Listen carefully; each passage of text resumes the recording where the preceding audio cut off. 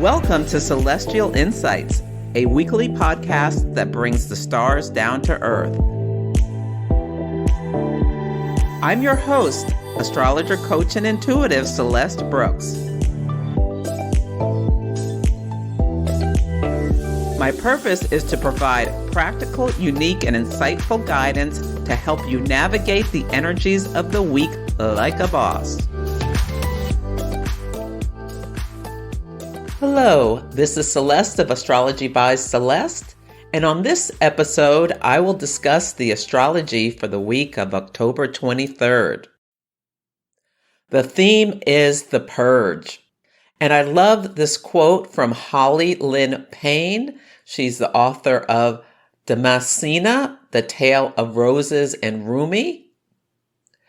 Purge everything that's holding you back. Whatever it is you feel you are being deprived of, trust the limitation serves to bring you more of what you want. And there are three big things I want you to think about this week. The first is that Scorpio season starts on Sunday when the sun will make its annual transit through this fixed water sign, which is deep waters. And because it's eclipse season, it could be extra intense and exciting. I created a video series, an eclipse video series about what's going on for the Scorpio season. And the video talks about the Mars retrograde as well as both of the eclipses. And then I did a forecast for each sign. So there's 13 videos total. And with the mini forecast for each sign, you get information about what you can expect to see in terms of what houses are impacted by the transits of Mars retrograde as well as both of the eclipses. So you can either go to my website, astrologybyceleste.com, or there'll be a link in the show notes in order for you to get the video series. The cost is only $22, and it's got a lot of richness about what you may be experiencing on the personal level, as well as some information on the collective. The Scorpio season is a great time to examine your relationship with power and control. It's a wonderful time to dive in the shadows, think about the parts of yourself that you would rather disown and confront them. And the astrology of the shift into Scorpio season is very interesting because yesterday the Sun and Venus met at 29 degrees of Libra. We had the first Venus cazimi in the sign of Libra. And over 100 years, Venus had been meeting the Sun in the sign of Scorpio for 100 plus years. And so this is a big shift in the energy and is happening at the last degree of the sign of Libra, which wants balance and harmony. And then first Venus and then the Sun shift into Scorpio, on today, the next day. So a huge shift in energy. So after this cazimi where the Sun and Venus met and Venus went through a rebirth of sorts where the old story was burned off. Hopefully you had a beautiful day yesterday. Then both planets, first Venus and then the Sun, dive into the deep depths of Scorpio, and they will be in what's called a quincunx with Jupiter in Aries. And Jupiter is on the world point of 0 degrees of Aries. 0 degrees of the cardinal signs are world points, as well as 22.5 degrees of the cardinal signs, 15 degrees of the fixed signs, and 7.5 of the mutable signs. And when there is a planet on a world point, especially when it's an aspect with other planets, we tend to see stories that make news. So Jupiter rules religious leaders, celebrities, judges, people who bring wisdom in some sort. So it could be like teachers as well as astrologers. Someone prominent, likely, possibly a woman, may pass on around this time because we're in the balsamic phase of the moon, which is the last releasing of the light. So see, there may be some big news on Sunday, Monday, maybe even Saturday, about someone who seems like a Jupiterian figure who passes on or makes big news. Also, it could be about wealth. Jupiter rules wealth. Venus as well is a signature of money, the sun putting a spotlight on it. And with the quincunx, there is a release of some sort because quincunxes move us into new situations. So it'll be really interesting to see what happens around this day with this interesting shift of energy. The next thing I want you to think about is that there's a solar eclipse in Scorpio at 2 degrees of Scorpio on Tuesday. This is the first solar eclipse in Scorpio in 9 years. The first one that's activating the South Node in 18 years. So yeah, it's going to be interesting to see what comes up. And this eclipse is really interesting because the sun and the moon are conjunct Venus. All three are at 2 degrees of Scorpio. And a solar eclipse is an intense new moon that has a faded aspect to it because the sun and the moon are right near one of the nodes. And this is a South Node solar eclipse. And the South Node is like the cosmic vacuum cleaner. It can suck things out of our lives. South Node solar eclipse, one of the features of them can be that something initiated by someone else has an impact on our own lives. And yeah, with Venus right there, there'll be stories about topics Venus rules. Venus rules women, love, beauty, attraction, harmony. And there's a big shift. Venus has moved from Libra, its home sign, where it is very comfortable and can express itself with ease, into Scorpio, where it's in detriment, where it has to really work hard to do Venus type things. So there's also images with Venus and Scorpio of, possessiveness, desire to control in love.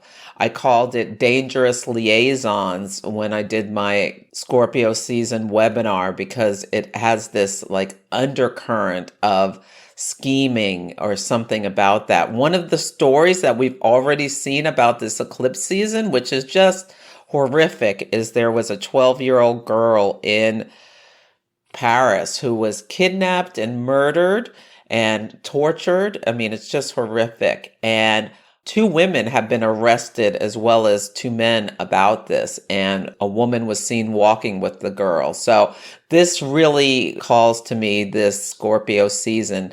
I mean, it's making international news. I think this event will be continued to be talked about for weeks. Eclipses can pull us in as far as, 6 weeks in advance or earlier. We already start to see the stories. Yeah, I expect this to be a very big story to continue. And Scorpio, some of the shadows are about violence and brutality and domination and that sort of things, taboo things, sexual crimes. So we may see some more of that. Hopefully that's the only big story about that nature of Scorpio and this Venus conjunct the solar eclipse. But what's also going on in the background that's going to be going on until November 4th and has been going on for a while is that Mars, the planet of action, assertion, aggression, domination, Mars cuts, Mars severs, has been contra-parallel Pluto, which is, also this higher octave of Mars and this intense energy that's very volcanic and eruptive and can be very violent. Contra-parallels have a similar flavor to oppositions, and that's going to continue till November 4th. So that's intense. And Mars is going to go retrograde soon, and that's going to bring even more. That's next week's topic. That's going to bring even more chaotic energy. And Mars is out of bounds, I talked about last week, until May 5th of next year. And when a planet's out of bounds, it takes on a Uranian flavor. And Saturn and Uranus are also contra-parallel, as well as being in square. So Saturn, the planet of structure, Uranus, the planet of sudden breaks and changes and Yeah, they're going to be contra-parallel as well as squaring until January 6th. So we are just in a time that's very chaotic. It's important to try to maintain, calm as much as you can and use tools to discharge some of this extra energy. Now, this Scorpio eclipse is also very sexy. I mean, you can meet someone new, you could revive the passion in a long-term marriage. Venus in Scorpio is also very sexy. So there's a lot of intensity. It can be, I feel like sex and death are the two topics we'll see a lot about, as well as wealth and the loss of wealth, like Venus being eclipsed in the sign of Scorpio. Scorpio, you can also associate it with like banking and things like that, and Venus with money. So I'll be here to let you know a lot of the stories that come up about these topics. And the last thing is that Jupiter, the planet of abundance, will move back into Pisces until December 20th this week. So Jupiter is retrograding. It will move from Aries back into Pisces. And in Pisces, it's at home. So it has full strength. It can do its Jupiter thing, which is like spreading abundance around and just dispersing things. Hopefully this is not like a new COVID variant is going to take hold with winter season coming. Yeah, hopefully it's not about COVID. It might be, or something else. It feels never ending. It's going to be co-present with Neptune in Pisces. So one of the big stories of this year was when Jupiter met Neptune, and that has to do with inflation. Jupiter rules wealth, and like Neptune dissolves things. There's been a lot of loss of wealth this year. There's also been, Pisces is a water sign. There's also been lots of storms where people are being displaced. The floods in Pakistan displaced 30 million people. Recently there was something in Nigeria, which is another million plus people in Nigeria have been displaced because of storms. In Florida, the Caribbean, I mean, we're seeing these massive weather events that are displacing people. And I think we'll continue to see some storms. Neptune in Pisces and Jupiter in Pisces also symbolize like refugees, this increase of refugees. Pisces is a sign, and Neptune there, people without a home. Yeah, inflation could go up again. We're seeing, OPEC is limiting the gas that they're going to be, I don't know what you call it, mining, producing, whatever. Yeah, so that is another thing that we're going to be seeing happening around this time. That's very, Saturn square Uranus. The president of the United States, Joe Biden, went over to Saudi Arabia trying to negotiate with them. And then, and he's a Saturnian authority figure. And Uranus, they said, we don't care. We are going to be helping Russia by limiting the production of gas to the global markets, which is going to put a real squeeze on economies around the world. But on the nice side, Jupiter's at home in Pisces. You may see some abundance come back into the house that Pisces rules in your natal chart. And it's a water sign. Water is more internal, so it might not be so clear. It just may be good feelings or just like gifts that come in unexpectedly. I feel like this is a very Six of Pentacles kind of energy with Jupiter going back into Pisces. Think about how you can have compassion for others, be more charitable, and, this exchanging gifts. The more you give, the more you will receive, I feel like is something that will come up with this energy. So yeah, just embracing the beautiful energies of Pisces about intuition. Your dreams may be more expansive and things like that. You might want to keep a dream journal with this energy. On Sunday, the word of the day is plunge. The week starts with the moon in Libra, the sign of relationships, an air sign. You may be being flirty and really cute with someone if you're single and out there mingling, or even if you're at home with your loved one, you may be having cute social conversation. And then Venus will enter Scorpio at 12:51 a.m. Pacific time. And when Venus goes into Scorpio, things can get really sexy really fast. So just be aware of that. And hopefully this is something that you enjoy. Now, Venus is not very comfortable in the sign of Scorpio because there is a sense of this like possessiveness or desire to control love rather than have an equal balance or equal footing in the relationship. So be interesting to see. This is a wonderful transit to examine your relationship with power, control, obsession, jealousy, all of those sorts of things. The sun will enter Scorpio at 3:30 a.m. Pacific time, starting Scorpio season, and both Venus and then the sun will quincunx Jupiter, which can potentially move us into new situations if your chart is activated, if you have planets around 0 degrees of Scorpio or Aries. You may feel this most. Yeah, I do. So we'll see what happens with that. Hopefully all good things.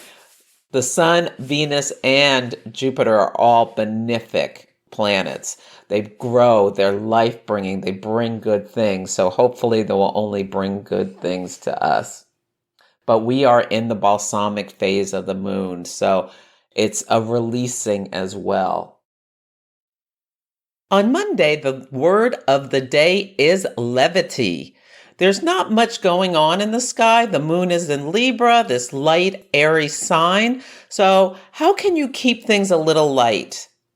Because what's happening is the moon will trine Saturn and Mars, which are the malefics. So emotionally, there could be an easy flow into trying to restrict someone or criticize or say something snappy. So watch out for that because that could lead to a negative reaction when the moon squares Pluto. So just keep it in mind. Try to watch your words. Think about keeping things with some levity because at the end of the day, Chiron will be in a quincunx with the South Node. So if harsh words are said, it can lead to hurt feelings and difficulties. But let's use that Chiron, the wounded healer, for healing and purging negative things rather than any kind of conflict. On Tuesday, the word of the day is destiny. The moon enters Scorpio at 12:18 a.m. Pacific time. And then the solar eclipse, where the sun and the moon will meet at 2 degrees Scorpio, is at 3:48 a.m. Pacific time. Eclipses are portals. We move through a door, and when we look behind us, there's a wall. There's no going back. So there could be some fated changes that are going on. You might not be aware right away what they are. You may already know. Yeah. You can think about how it is destiny, how it is fate, especially if you have planets around 2 degrees of a fixed sign of Taurus, Leo, Scorpio, or Aquarius. Something new may be initiated in your life. Now, a solar eclipse is where, we can't see the sun if you're in a part of the world where it's daytime when the eclipse happens. The moon moves between the sun and the earth, completely blocking our view of it. And a channel changes. And then when it comes back, it's on a different station. So you can think about that as you move through the day, that you're moving towards your destiny. And can you be open-minded about what is coming or what it will bring? And I hope it brings nothing but beautiful Venusian good things to you. On Wednesday, the theme of the day is shock and awe. So Scorpio is a fixed sign, and when the moon is in this sign, there can be some intensity. We want to remember not to break down, we break through, because the moon will oppose Uranus and then square Saturn. So this can bring something that is unexpected. Now, it could be a surprise partnership proposal with the eclipse that we just had that was conjunct Venus. And Mercury, the planet of communication, is in Libra on the fixed star Spica, which is the marriage star. It's wealth and success is associated with Spica. It's primarily positive. So there could be a request for a partnership with you, and it's trine Mars. So especially if you have planets around 25 degrees of their sign. So Mercury's at 25 degrees of Libra, an air sign. Mars is at 25 degrees of Gemini, barely moving, a air sign as well. Now, I caution you to not rush too quickly. You may be so surprised that you agree to things that you may regret. Because remember, Mars is going to go retrograde on October 30th, and that can bring reversals, delays, reoccurrences of previous situations. So, yeah, take your time before you respond if there is a proposal for something. Also, this could be about someone could say something that just shocks you in some way. It doesn't necessarily have to be bad, but it could be. So we'll see what happens. On Thursday, the word of the day is tactful. The moon enters Sagittarius at 3:54 a.m. Pacific time. I adore a Sagittarius moon. This energy is fun. It's exciting, it's fiery, it's joyful, it's optimistic. And yeah, people can get to talking and say something that they regret. Sagittarius is known for having, foot and mouth disease, sometimes saying something so blunt that it may cause offense. So remember about how you can be tactful, because Mercury, the planet of communications, will square Pluto. And that can bring some, really tense conversations or power struggles. We may see on the world stage a strong man make a threat about something. One of the things I'm concerned about this eclipse season is China attacking Taiwan. So hopefully there won't be some big announcement around that topic this time. Also, there's a lot going on in different countries around the world. We know Putin is constantly making threats about nuclear war. So yeah, we may see something like that because Jupiter is on the world point of 0 degrees of Aries. So like something really fiery when the moon goes into the sign that's ruled by Jupiter. So the moon is reporting into Jupiter. It's on a world point. And at 10:09 p.m. Pacific time, it's going to shift back into Pisces. That's going to be really interesting to see what happens on this day or leading up to this day, because the moon is on a world point most of this week. And then at the 29th degree of Pisces, that's very karmic. It's a karmic degree. So yeah, we'll see what happens. On Friday, the word of the day is creativity. I think this is a wonderful day in order to do some, strategic thinking with Jupiter now in Pisces and the Sun and Venus and Scorpio. Both are water signs. Water can bring, really creative things up to the surface, as well as, with Venus, the Sun, the Jupiter. I think this is a wonderful day to think creatively, to brainstorm ideas and things like that. The waxing crescent phase begins at 2:19 p.m. Pacific time at 20 Sagittarius. So go out and see the crescent moon in the sky if you get a chance. It will be just so beautiful. On Saturday, the word of the day is shadows. So you may be able to peer beyond the shadows on this day. The moon will enter the sign of Capricorn at 6:21 a.m. Pacific time. Capricorn is an earth sign. Earth can materialize things. Capricorn is planning and purposeful. And yeah, it'll be interesting to see what happens on this day, because Venus is in a sesqui-square with Neptune. So I just get this picture of like the rose-colored glasses, like kind of tip over. So you see something with Scorpio season. Scorpio reveals things.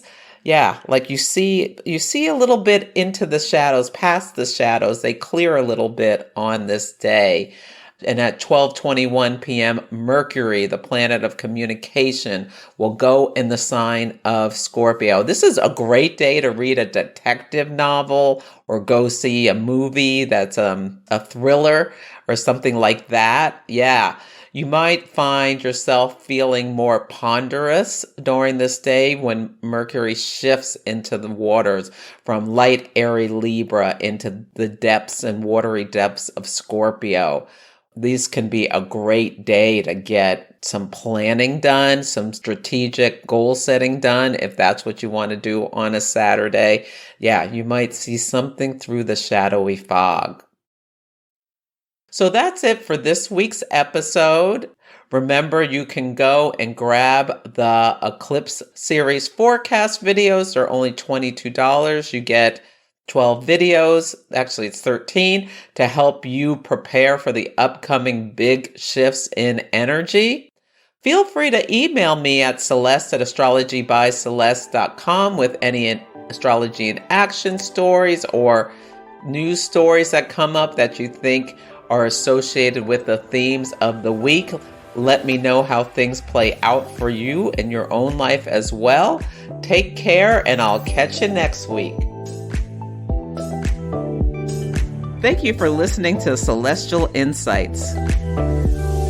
To learn more about my work, please visit my website, astrologybyceleste.com, where I offer personal readings, horary consultations, cosmic coaching, group events, and classes to help guide people to higher levels of fulfillment. You can also find me on Instagram, YouTube, TikTok, and Facebook at Astrology by Celeste. If you enjoyed Celestial Insights, please help others find the show. Follow, rate it 5 stars, or write a nice review. I would so appreciate it. I'm astrologer, coach, and intuitive Celeste Brooks, and I'll be back next week.